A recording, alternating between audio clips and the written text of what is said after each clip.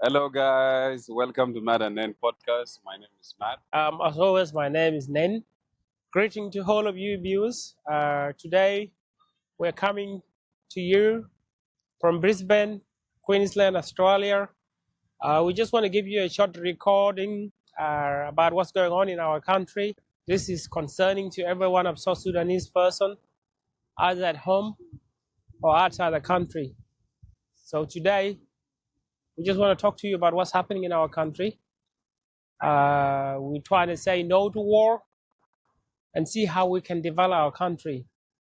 Because as young people, where we are at the moment, if I'm home, I can be a minister, I can be a governor, I can be an army general, I can work in CEO positions, director of a company. I'm not young anymore. And for that, as young people of South Sudanese community, we need to step back and think, where are we heading? Our country is going back to war. Our people are dying day and night. Hunger is killing us. Disease are killing us. People who are not from our country are taking opportunities to loot, destroy our nation. So today, Thank you very much for that introduction. And then, as mentioned, we just wanted to give a bit of our take on how things are evolving in the country. Obviously, things are not going very well. And we would, I mean, it's the responsibility of every one of us to accept that things are not going in the right direction, and we need to have a conversation among ourselves and agree that we cannot go on like this. And that's why we also wanted to put our voices out there, like everyone else who is doing that, and share that we are all tired. I mean, we have discussed on many occasions that the potential that that country has is enormous, and if only it was harnessed properly, a lot of things would have changed already. So the issue is that we are so polarized. So I don't know how will we be able to change the mindset of the people, especially those who are fighting in the front line. um, I think those who are fighting, there are people who are in oppositions against the current government. And there are people who are within the current government that believe what they are doing. They are the right people to lead the country. They are the right people to deliver the services to the people of South Sudan. Then that creates a conflict. The citizens are left in the middle because they don't know which side to take.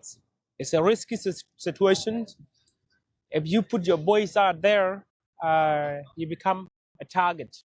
And as you know, our people, we don't have a channel or environment where we can peacefully go on the road and actually say what we want. That will result in very, very disaster. You know. So now, you and I know what that country needs to do. So when the oppositions, how many opposition fighters do we have in South Sudan? We have so many of them. Many hundreds. We have so many of them. And then now we have our government.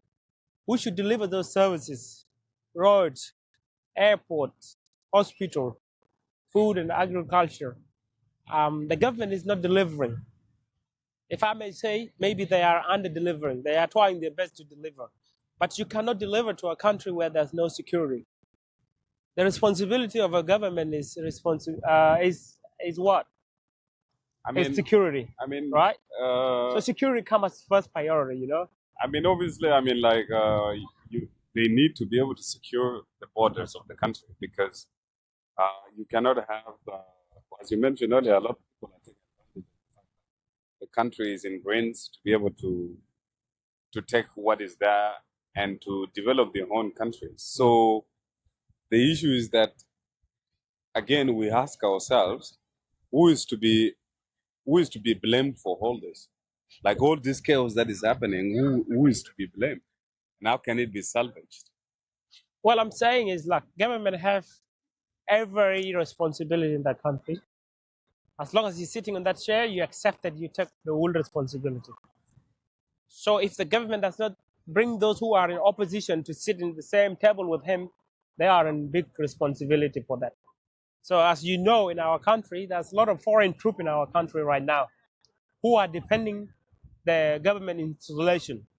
We don't have a local army But that that is gives trusted, it gives you a sign that, especially, there are many indicators that show that the people have lost trust in the current system that is in place, because you cannot have, people always say it's this community that are rebelling against the government. But if you look at it, which part of the country that there's no fighting?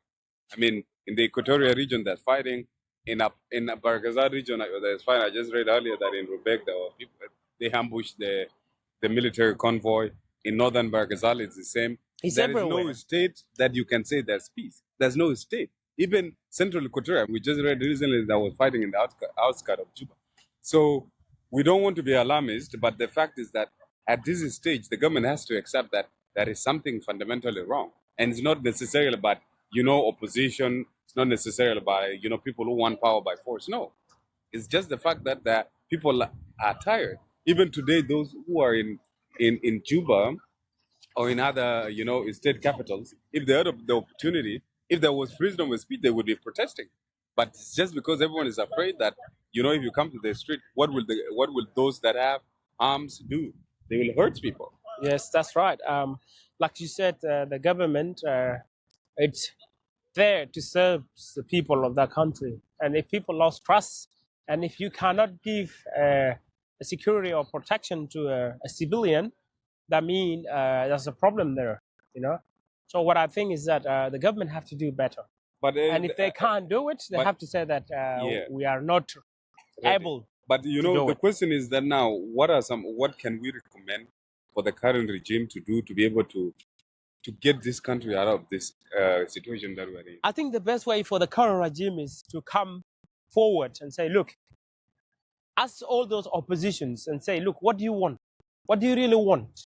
And then those opposition will be able to say what they want.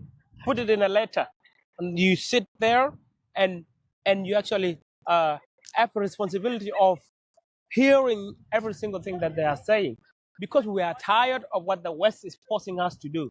The West is pushing us to have ceasefire. The West is pushing us to have peace agreement. That doesn't work for us, you know. And the government has this. But the question is that the world is also tired. The world has tried over the years to support us, to support that government that is in power. But in 20 years, since 2005, where they have been autonomous, what have they delivered? We just read earlier, we have 300 kilometers of paved road. Like that is less than what Djibouti has. Djibouti is a country that you can drive from there one side to the other in 1 hour. So there is just the people, they need to exercise humility and say, "Halas, I heard enough, and I'm not able to do this." As you said, there needs to be a popular mechanism for people to share their voices, and that would start.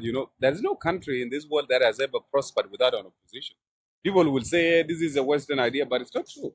Even in your own household, You have opposition. Yeah. Everywhere you have opposition.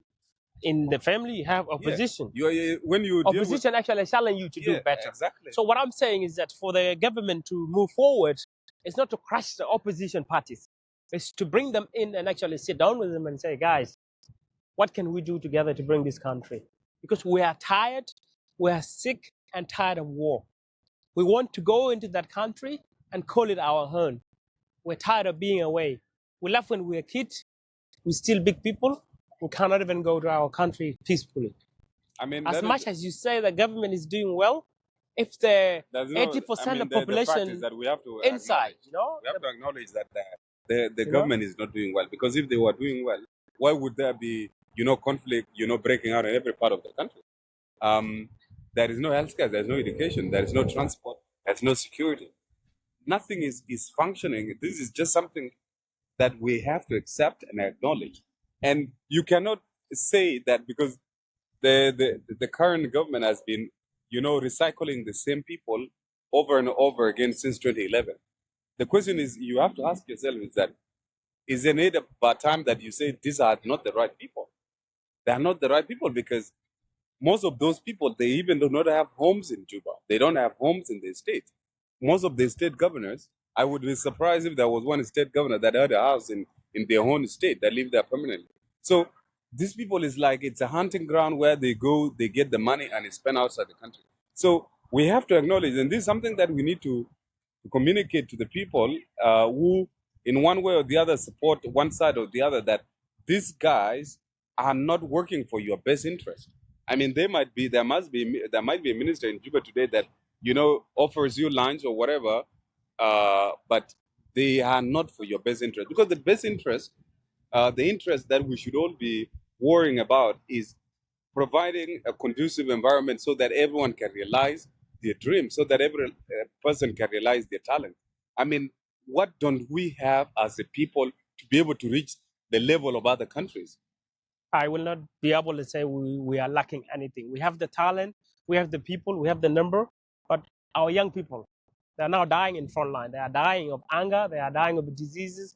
They are killing each other in the name of a person who believe that they can lead the country better. But the best way to lead is to make sure that you protect your own people. So now either you're in opposition, so you are within the government, we run out of men. I can tell you we're running out of men. No, but it's the truth. We're going to have a lot of women where every other man in the world is just going to come and take our girls. We're going to have a mixture of people that we don't even understand. These are real South Sudanese or these are not. We are now covered in problems. We have a lot of widows. We have a lot of children that do not have any fathers.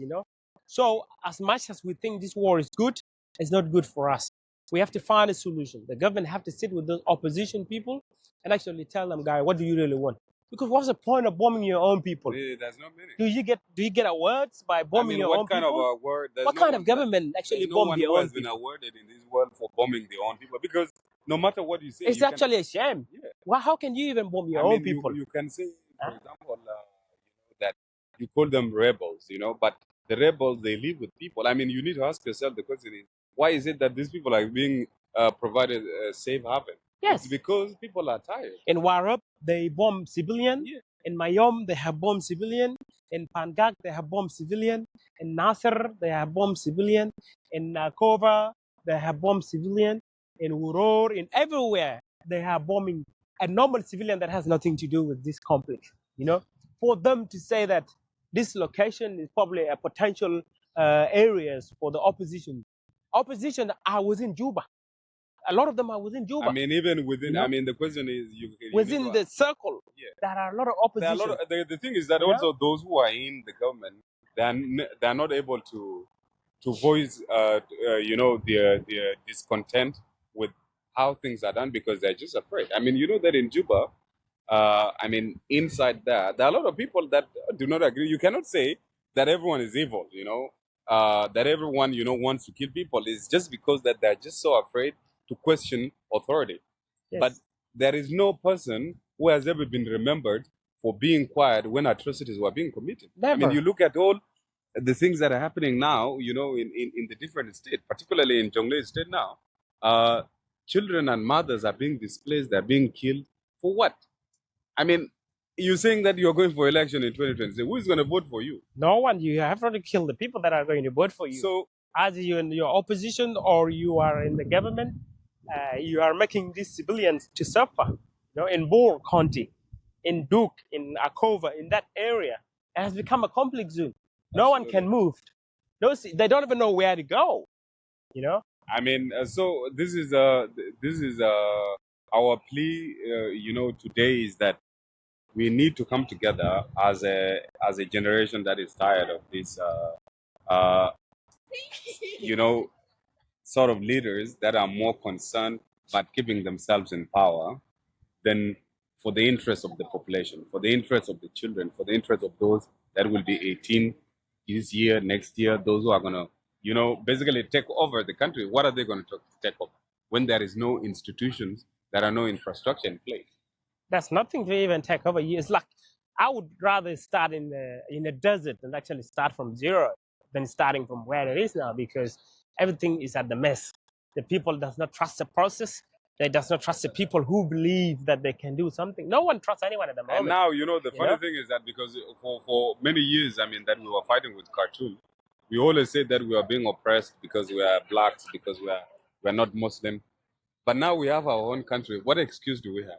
well, we become a warlord where we just use any excuse to actually make civilians hate each other. You know, South Sudan, they love each other more than I know. anything. The only thing that manipulate them is all the politicians. They go to churches. They pretend like they are praying. Who are you praying for? They're not even praying for the population. You know, if you actually love those people, bring them water, bring them electricity, bring them food. At least they will know that that's action speak louder than words. You know.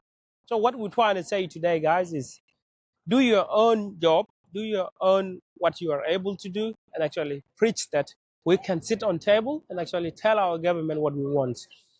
But tell our government also it's not the best for you to actually hurt your civilian for your leadership to be recognized. You know, you can't force a bad leadership onto people. Absolutely, You get me? absolutely. So you got to find an alternate way to actually convince the civilian and You say, know, the look, thing is we that are a good government. one thing I never right? understand with these African leaders is that when is enough is enough. There's nothing called enough is enough. The system is there. The system wants to empower them until they die. How can you even elect someone? But do people really worry about how they'll be remembered? That's none of my business. What matters is my small group and my family. And we have seen that in South Sudan. How can you bring a national army from another country to actually fight your civilian and protect what you have on the table? What do you think those people who are in your circle, they're going to go where? I mean, that is always the Where thing. are they going to go? Especially, I mean, that is, I'm like, this is interesting. This is probably, South Sudan is probably the only country that I know of that has brought in an army of another country to fight its own civilian. You know, like, do you know any country that has done that? I have not, because for the purpose of them being in leadership for a long Because time. if you are fighting, for example, you are fighting terrorists, you are fighting, insurgency. That's understandable. There's always a global coalition to fight. Yes, so who are we fighting in South Sudan? Yeah, what is the insurgency that you're fighting there? You cannot bring, a foreign government, a foreign army to bomb civilians. Like, who doesn't even know which one is which one within the South Sudanese community? Isn't it, it's just bizarre, and it baffles me even to think about it, because not only that, but this is your neighbor.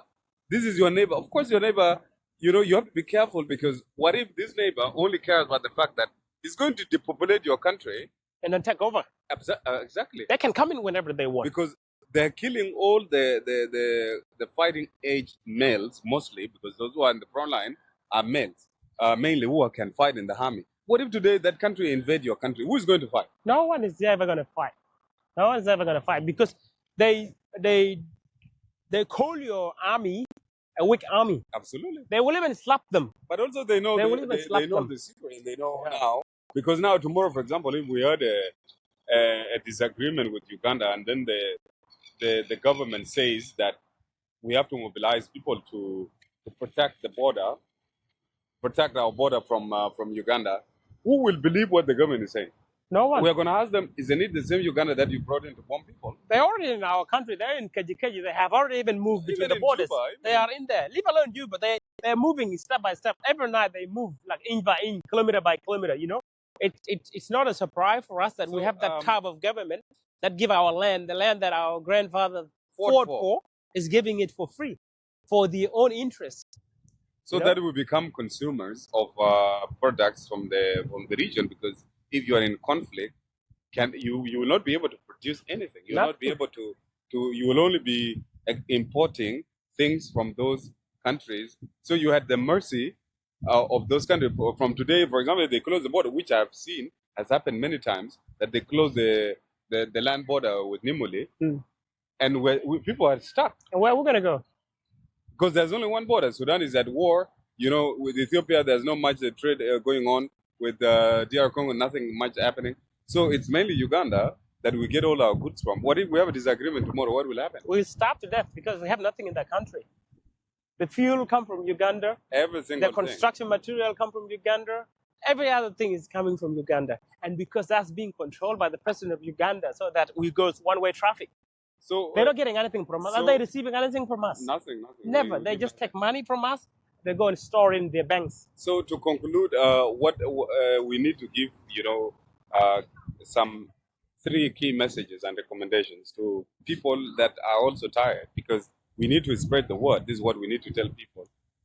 We need to give 3 key messages to the people that to our viewers who obviously have friends and family to tell, what do you think we should be able to communicate? Well, the only way to communicate is that no one is ever going to win the war that's happening right now. Either the oppositions or the actual people fighting for the government. No one is ever going to win. My first recommendation is to sit down, understand their differences, let them come up with a solution, and let them implement that solution in the interest of South Sudanese community, not for them, So that way, there's no fighting, because the civilian in South Sudan, they're not asking for you to bring me bring me road, bring me this. They're asking for security. That if I stay at my home, will I wake up here tomorrow, or will I wake up in a different place, or will I be dead? That's what they're asking. So the first thing is to sit down, bring all the opposition together, and actually promise them and talk to them. Tell them, if you were to run this country tomorrow, what do you want to see? Exactly. And then that way, there will be trust. And that's the only peace that we need. We don't need a peace initiated by Kenya, by Uganda, by the African Union, by the United States of America. We want to see a peaceful meaning of resolution that come from our heart as a South Sudanese community, that every person is included. So that would be the first recommendation. And say, if you were to talk to a person who is either in the opposition, is within the government, or it's anywhere, yes. So what that's else? the thing that I will tell them. That Anything convince else them, you would like to we're add? going to sit together and actually sort our own issue out. The second thing is that as the young people who are either in South Sudan, outside South Sudan, you got to stand by the truth. You got to stand by the truth. If I'm doing something wrong as me, you got to be able to stand up and say, Nen, what you're doing is not okay. If we don't stand by the truth, our country will never go anywhere. Generation by generation, we're just going to be like that. What else do you think we should add on? Well, what I have to add on is that we're just gonna make sure what is happening there, let it not divide us, because Absolutely. this is a big thing that and yeah, I mean, all the things that we mentioned are the right recommendations. The question now is that our people, it's up to them to decide. I mean, do we want to continue like this? Do we want to continue to listen to politicians that have no interest in peace because they're benefiting from this conflict? So we need to ask ourselves, the question is, are these people really working for our interests? That's one. Second, you have a lot of neighbors from different ethnicities. I mean, you need to ask yourself the question: the way you see them walking in the street every day, are they your enemies? Are they the one who are having guns? Because you ask yourself all of a sudden, I mean, everyone in Juba, for example, you have a lot of neighbors. No one is fighting. No one is insulting the other. No one is hating the other. All of a sudden, when things get out of hand and people are the countryside, people start fighting. You ask yourself, of course, there are people who are, pushing for this. And this hate speech, it needs to stop by looking at another person from a different, tribe, that this person is your enemy. No. So my call is that we need to sit back and analyze, without being biased, because this person is from my tribe. just tell the truth. Yeah. Just tell the truth the way it is. Don't be neutral when things Otherwise, are bad. we will continue like this. I mean, if we want to have, this kind of, chaos forever, be my guest. But if we want to change the prevailing conditions in the country, we need to sit back and ask the hard questions: that are the people currently running the country, are they the right people? Is it time to ask for their, for them to leave, to give a chance to others with better ideas? Because clearly, if you do not have better ideas, good ideas in 20 years, you will never have good ideas. Yes. So thank you very much for this exchange. We don't wish to offend anybody. We are speaking simply as, concerned citizen, not, supporters of a specific party, but just for the interest of the country to have peace. That's it. Yes, as Matt said, what we want is our country to be stable, to make sure there's no mistreatment of minorities. There's equal opportunity for everyone. I know some of you may say that politics is not your thing. This is not about politics. This is about your future. This is about the future of your children. This is about you are about to leave behind when you go to and see your Father in heaven. What are you going to leave behind? What do you say that you're proud of that you have done to South Sudan people if it's not war? So some of you may say you're not part of the politics, but if you see a problem, you have to speak up. Doesn't matter what way you speak up. Put a statement up that this is the way we should go and this is the way we shouldn't go. Some of you are quiet and are saying that politics is not, this is not a politics. Politics does not kill the civilian. Politics does not let the country go hungry. Politics does not say we can't have hospital. Politics does not say we can't have good road. Politics does not say our people can die because we have a bad aviation records, you know. So we just want to make sure all this, we talk them up so that whoever become the leader understand that they have tasks to do for their country. So thank you very much. Thank you very much, guys. Thank you. I appreciate it. Thank you. You have a lovely one.